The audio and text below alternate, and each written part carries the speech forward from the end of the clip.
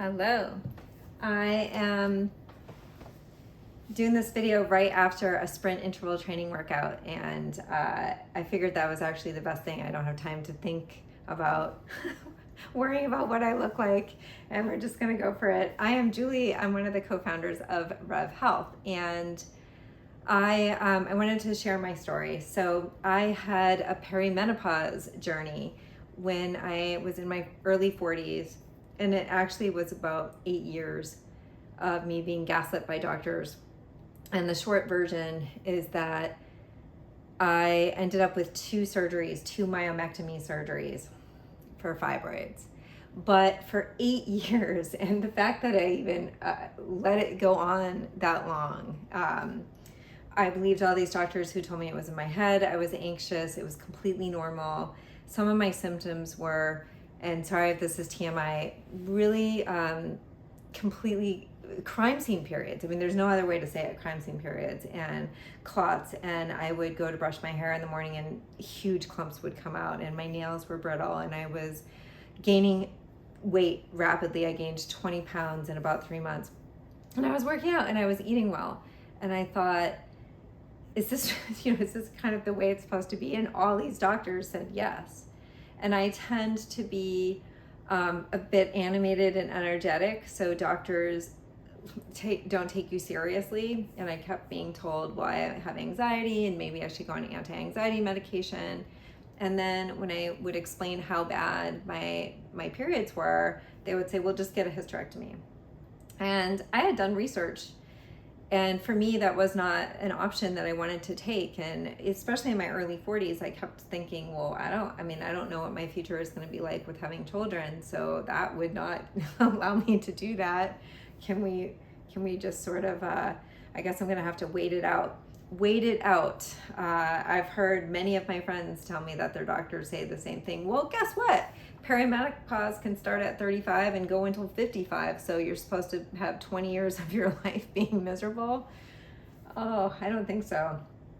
2 years ago in March, I was hemorrhaging, and I went to the doctor, and I finally had a good doctor. She ordered an ultrasound, and she saw a family of fibroids. And I think I have a picture that she drew. This is my uterus looking like a Mickey Mouse with big, huge fibroids on top. And one fibroid had decided it was going to give birth to itself, and that was causing the hemorrhage. So my doctor said, listen, you have no choice. You're going into surgery today. You're going to go in 3 hours, call somebody, and you're having a hysterectomy. And I said, no, I'm not good. I don't want a hysterectomy. What else can be done? And she really worked with me on it. And so I ended up having one surgery for the immediate problem, which was the fibroid that was coming out no matter what. And my cervix was dilated. I mean, it was an ordeal. But she said, you're gonna have to come back at some point for these other two, Mickey Mouse heads. Well, I said, okay. And I had the surgery, the first surgery. The second surgery, though, I tried to avoid it for 6 months. I did everything. I looked at ablations. I looked at Sonata, which is a new treatment, which is sound waves. I explored everything. I actually met the head of Brigham and Women's out here in Boston, the head of OBGYN at Faulkner, and I had an MRI, and it turned out it wasn't two Mickey Mouse fibroids. It was actually one huge one.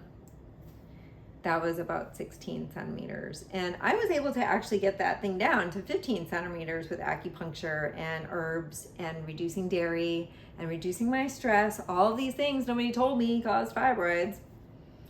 But 15 centimeters, it had its own blood supply. This matters because 70 to 80% of women, and actually I think the numbers are a little bit higher, but at least 70% of women over 40 have fibroids. It's very common, and sometimes they don't really do very much, or they're small, they don't really cause symptoms, but when they do, it's not fun. And there are alternatives, lots of holistic alternatives to alleviate your symptoms or even eradicate them 100%. So I wish I had known. I wasn't very happy. I had to have another surgery. And it was July 29th, actually, 2 years ago. And I have like a C-section scar. I have a big scar. It's So instead of having a baby, I had a huge fibroid removed. I have pictures. I won't do it today, but one of these days, and I'll probably post it in the community actually, because I feel more comfortable having it behind a login. I have all my lab work, all this data that I finally got, and I realized a couple of things. Number one, had I been taking my labs in my early 40s or even earlier, I would have known there was a problem, because lab work will often show something before massive symptoms start happening. It would have showed I had a hormonal imbalance. The second thing I learned was you have to advocate for yourself sometimes. Go and get, I guess an ultrasound for me, and then an MRI, and just really work with doctors. But if some doctor tells you that it's normal or you have anxiety or wait it out, like, please no. I have a completely normal cycle. All of my female health panels are looking really good. In fact, they're tracking in a direction that is, let's put it this way, closer to when I was mid-30s.